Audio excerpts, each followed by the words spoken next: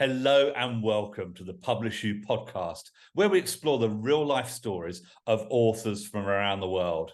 Today, we're talking to Carlton Deal, all the way from Brussels in Belgium, who has written a book called One Thing. Carlton, welcome.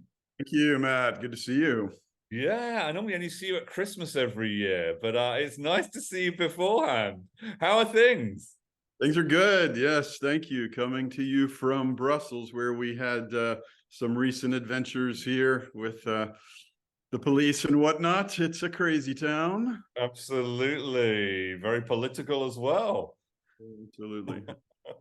So Carlton, tell us a little bit about you. You sound a little bit American, but you're living in Europe. What are you up to? I know if anybody has any secrets on how to get rid of this ridiculous accent, please let me know. I have almost 30 years, so you'd think it would be like on its way out, but no. We were in Geneva for 10 years, and now we've been in Brussels for almost 20. Unbelievable. Wow. Wow. And where in the US is home? Yeah, Virginia on the East Coast. Okay. Lovely. Southeastern corner, which I like to point out is like really moving in the direction of Europe. You know, it wants to be in Europe somehow. It sounds like you love Europe, Carlton. What is it you love most about Europe? I mean, obviously the UK, but beyond that. I mean, everybody might say this, but the diversity, you know, cultural diversity. You just get on a train or a plane or get in your car, and like in an hour, you're in a completely different culture, different language, different food, different music. It's just such beautiful diversity. And yet, I would hope, you know, some degree of unity, at least somehow, a little bit. Somehow, somewhere. Way. Maybe it's aspirational. Yeah, now, Carlton, you and I have a few common interests. We certainly won't go into all of them today, but one of them is a passion for Italy. I have a little home in Noto in Sicily, and you have a little home where? Tell us about it. Yes, Raccolvecchia is the name of this very tiny little micro village. If it were fully occupied, it would host 1,000 people. Currently, there are some 30 residents in tiny little Raccolvecchia. It's nestled between Florence and Rome, a little bit closer to Rome. And if you know Italy, it's close to Viterbo. Wonderful. Bought an apartment, then another apartment, then a studio, and we're just trying to help the village come back to life, but lots of special friends. Parlo italiano? Oh, sì, un po', certo. We'll leave it there. We're both learning Italian. So, Carlton, on to things about books. What first inspired you to think, I'm going to write a book? Wow, that's a good question. I'm one of those people that has probably always thought I would write a book. I just like to write.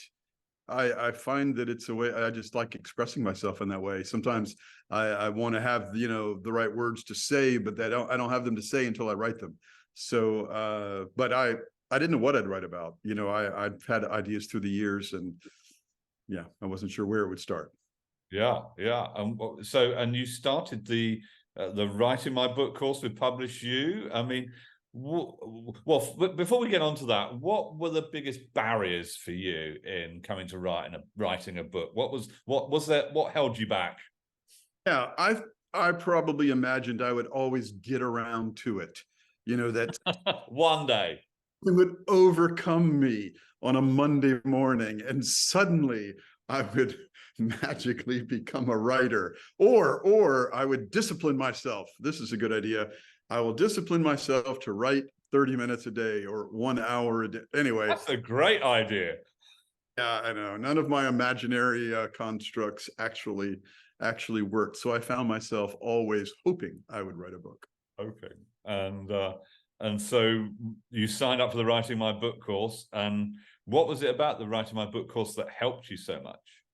Yeah, you know, we were together in Washington, and we had a nice little small group of friends. And somehow that evening, the conversation turned towards a question, just like you just asked: what do you want to do? What's holding you back?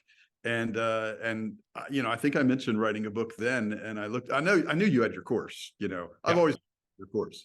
I'm like, I have to do it. Like, there's nothing else working, I'm going to join Matt's course. It's a last resort if all else fails. No, it's not like that.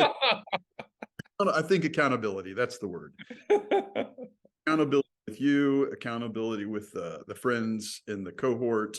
And I am the kind of person who, once I tell a friend I'm going to do something, I'm probably going to do it. So that helps me. It does increase the kind of commitment level when you tell people that you're going to write a book. I had a lady that I coached, and she didn't even tell her husband till she'd finished the course and finished her book. She was hedging her bets, but she did it. But you didn't hedge your bets. You told people, Carlton, I'm going to write a book. And then they would ask me questions like, how is it going with your book? So I have to have an answer to this question, of course. Well, this week, my imaginary half an hour a day has not happened. But next week, it's going to be different. Oh, so Carlton, your book is quite unique. You've written your book about a journey that some of your friends and some new friends went on, people from around Europe. Tell us a little bit about it. What's the heart of your book? Yeah, this for me is a funny story because when I joined your course, I was trying to write a different book.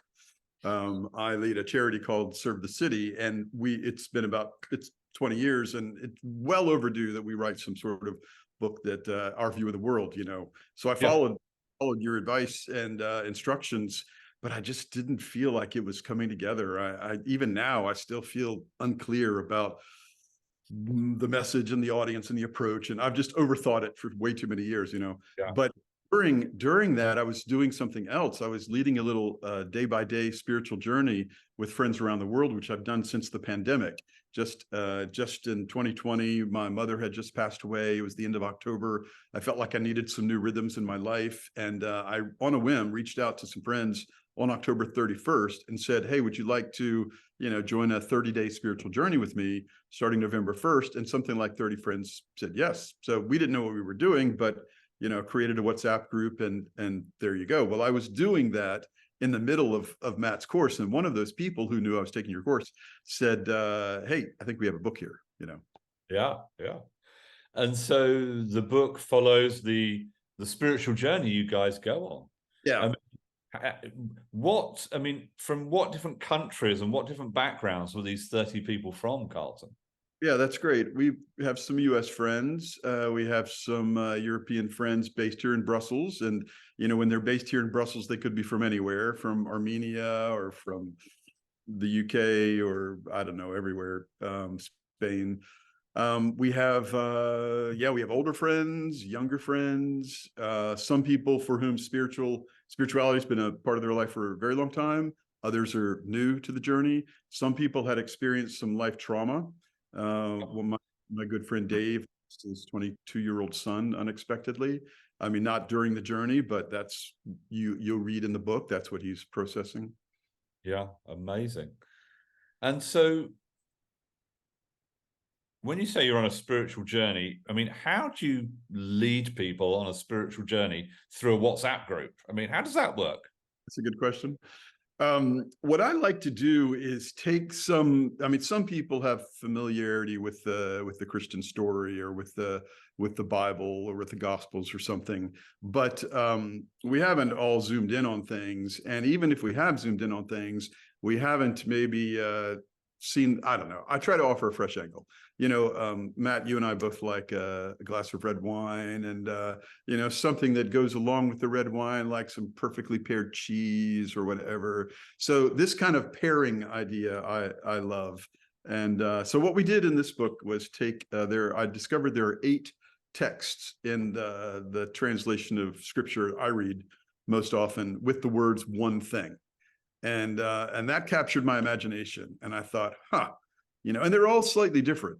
For instance, one is one thing I would ask. So then our conversation that week is like, all right, if you believed in a God who would listen to your prayers, and you could ask him one thing, what would it be? So, we spent the whole week like thinking about it and looking at it, listening to each other. And it's an unpredictable journey, as journeys are. You just don't know where the conversation is going. And every day it's a prompt for me and then dialogue with them. So that's fascinating, I think. Amazing. Well, I want to know what the other 7 questions are now. What are the one thing? So I need to get the book.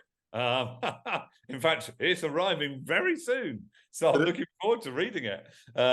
So Carlton, what is your highest hope for the book? What are you hoping is the impact it has in the world? Thank you. It's a good question. I asked some friends to write endorsements, as you do.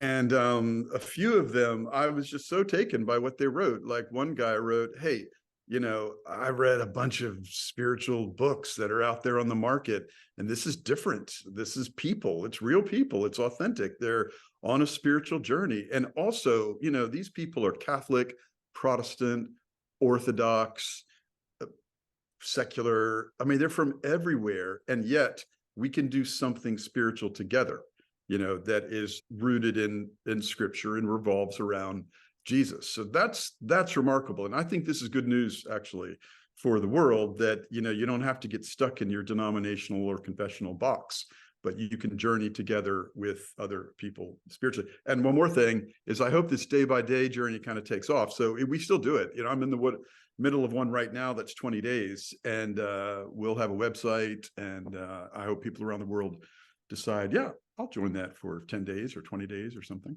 Yeah, sounds fun. One thing. So what's the website, Carlton? Daybyday.community. Do you need to think about that? You were right there. There we go. See, if you're interested in this journey, buy one thing. If you're even more interested, why don't you join a one-day journey? It's really exciting. So you hope that people who aren't necessarily subscribed to a religion or a thing, who just want to explore their spiritual side to life, you'd love them to join a one thing community. Yeah. So the one thing is this book, but the community is called Day by Day, just FYI. Yeah. So like to say, because it's not just, oh, listen to me say something clever every day. It is my job is just to gather people, to facilitate community, and to offer a prompt, and then people end up learning from each other, even people they've never met from around the world. It's fascinating. Wonderful. Well, I'm going to check it out right away because it sounds amazing. Thank you so much, Carlton. And thank you all for listening to the PublishU podcast, featuring the real life stories of authors from around the world.